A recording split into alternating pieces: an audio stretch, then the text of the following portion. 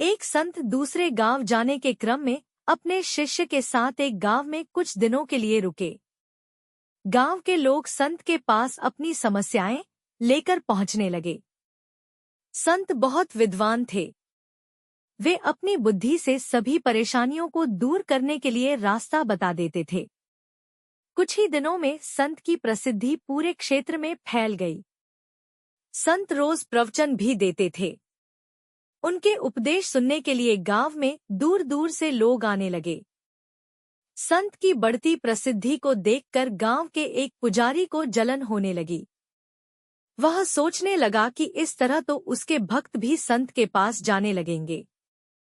पुजारी जलन की वजह से संत को शत्रु मानने लगा था। पुजारी ने संत की छवि खराब करनी शुरू कर दी। वह गांव के लोगों को कहने लगा कि ये संत पाखंडी है और लोगों को मूर्ख बना रहा है। पुजारी के कुछ साथी भी इस काम में उसका साथ दे रहे थे।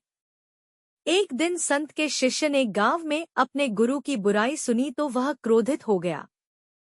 शिष्य तुरंत ही गुरु के पास पहुंचा और गांव में हो रही बुराई के बारे में बताया। संत ने शिष्य की बातें सुनी और कहा कि हमें इन बातों पर ध्यान नहीं देना चाहिए। अगर हम उस पंडित से वाद विवाद करेंगे तो भी ये बातें चलती रहेंगी। जिस तरह हाथी पर कुत्ते भौंकते हैं, लेकिन हाथी अपनी मस्त चाल में चलते रहता है, ठीक उसी तरह हमें भी ऐसी बुराइयों पर ध्यान नहीं देना चाहिए। अपने काम में मन लगाना चाहिए।